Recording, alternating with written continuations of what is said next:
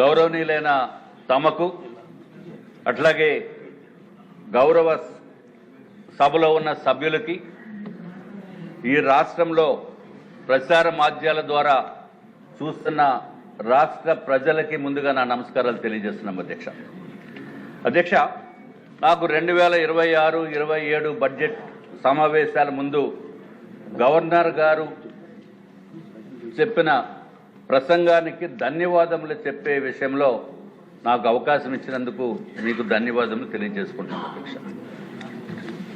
అధ్యక్ష 2019 నుంచి 2024 సంవత్సరం వరకు జగన్మోహన్ రెడ్డి గారు పరిపాలనా విధానాన్ని కూడా మనం ఒక్కసారి గుర్తు తెచ్చుకోవాల్సిన అవసరం ఉంది అధ్యక్ష. ఎందుకంటే అది చెప్పవలసిన బాధ్యత ఉంది అనే ఉద్దేశంతో వారి పైన జస్ట్ వారి విధానం గురించి కూడా చెప్పవలసిన అవసరం ఉంది అధ్యక్ష.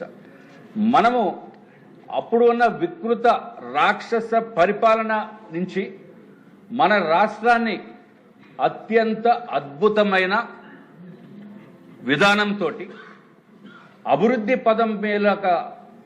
పదంలోకి తీసుకువెళ్తున్న గౌరవ ముఖ్యమంత్రి నారా చంద్రబాబు నాయుడు గారికి, అట్లాగే పవన్ కళ్యాణ్ గారికి, అట్లాగే నరేంద్ర మోడీ గారిని ఒప్పించి మెప్పించి కావలసిన నిధులను తీసుకుని వచ్చి ఆంధ్ర రాష్ట్ర పురోభివృద్ధిపై దృష్టి సారిస్తున్న గౌరవ మంత్రివర్యులకి కూడా నేను ధన్యవాదములు తెలియజేసుకుంటున్నాం అధ్యక్ష.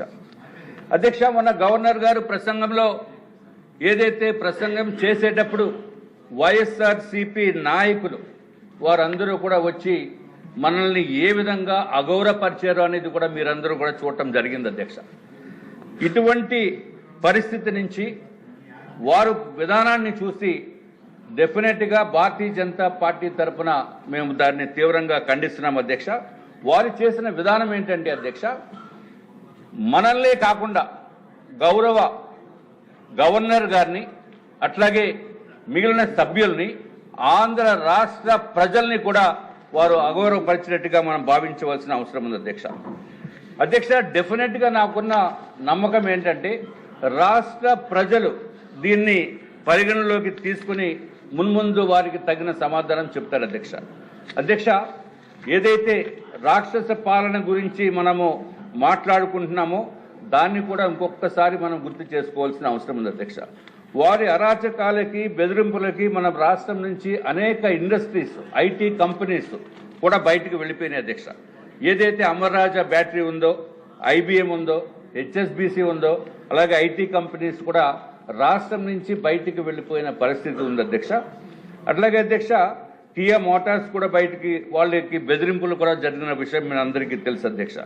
ఇదివరకు డెమోక్రటిక్గా కాకుండా డిక్టేటర్ కింద పరిపాలన చేసిన విధానాన్ని కూడా మనము గుర్తు చేసుకోవాల్సిన అవసరం ఉంది అధ్యక్ష. అసెంబ్లీలో బూతులు మాట్లాడుతూ అసలు డెమోక్రసీని కూడా డిగ్రేడ్ చేసే పరిస్థితి చేశారు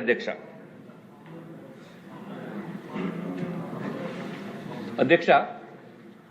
వారు రాష్ట్రాన్ని 3 రీజియన్స్గా విభజించి భూదందాలు, భూ కబ్జాలు, మాఫియాలతోటి రాష్ట్రాన్ని పరిపాలించారు అధ్యక్ష.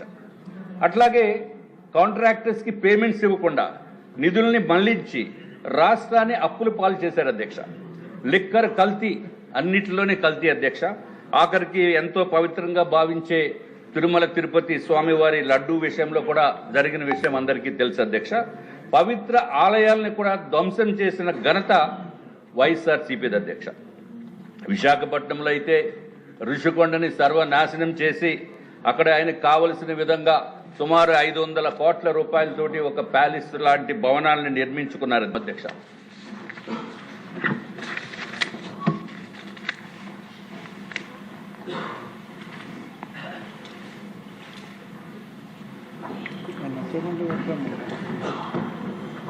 అధ్యక్ష తమరు సమయం చెప్తే దాన్ని బట్టి 10 నిమిషాలు ఇచ్చారు. ఇక్కడ 10 ఏమో పవన్ కళ్యాణ్ గారు వచ్చే వరకు మాట్లాడండి.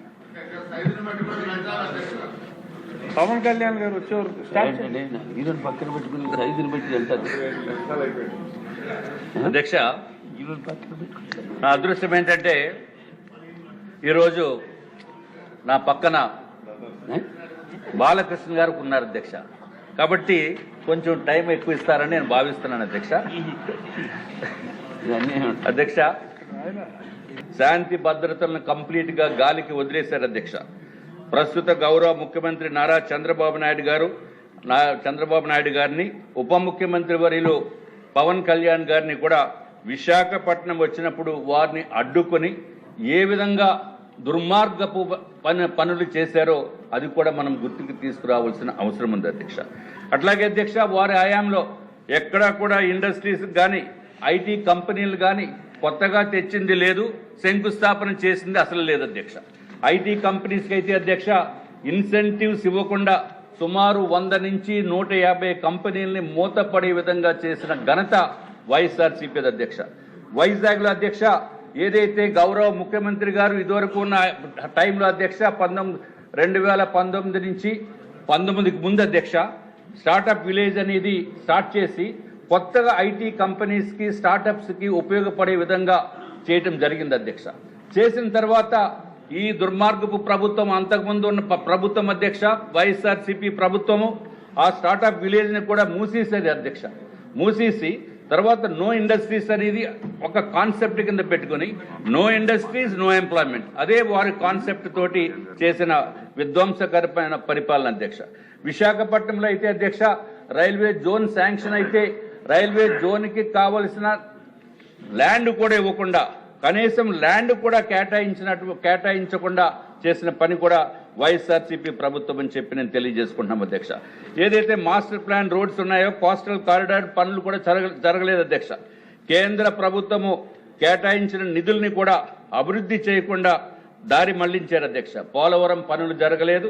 అట్లాగే భోగాపురం ఎయిర్పోర్ట్కి అయితే అధ్యక్ష ఇదివరకు గౌరవ ముఖ్యమంత్రి గారు శంకుస్థాపన చేసినప్పటికీ కూడా మళ్ళీ ఈయన వెళ్లి రెండోసారి శంకుస్థాపన చేశారు. చేసిన తర్వాత ఏదైతే 5 years టైంలో అధ్యక్ష కనెక్టివిటీ రోడ్స్ కూడా నిర్మాణం చేయకుండా అలా వదిలేశారు అధ్యక్ష. కనెక్టివిటీ రోడ్స్ చేయకుండా సర్వనాశనం చేసిన ప్రభుత్వము వైఎస్ఆర్సీపీ ప్రభుత్వం అని చెప్పి మీ ద్వారా ప్రజలందరికీ కూడా తెలియజేసుకుంటున్నాం అధ్యక్ష. అప్పుడు అధ్యక్ష అసలు డిస్ట్రక్టివ్ మోడ్ తప్ప రెండో మోడ్ అనేది వాళ్ళకి తెలియదు, కన్స్ట్రక్టివ్ మోడ్ అనేది వారికి తెలియనటువంటి పరిపాలన చేశారు అధ్యక్ష. అధ్యక్ష, ఇక మన కూటమి ప్రభుత్వం జూన్ 2024లో ఏర్పడిన తర్వాత మన ప్రభుత్వ విధానం ఏంటంటే అధ్యక్ష విధ్వంసం నుంచి వికాసం వైపు అధ్యక్ష, విధ్వంసం నుంచి వికాసం వైపు. అట్లాగే సూపర్ ఫాస్ట్గా సూపర్ 6 పథకాలని అమలు చేయటం అధ్యక్ష, సూపర్ ఫాస్ట్గా కూడా అధ్యక్ష.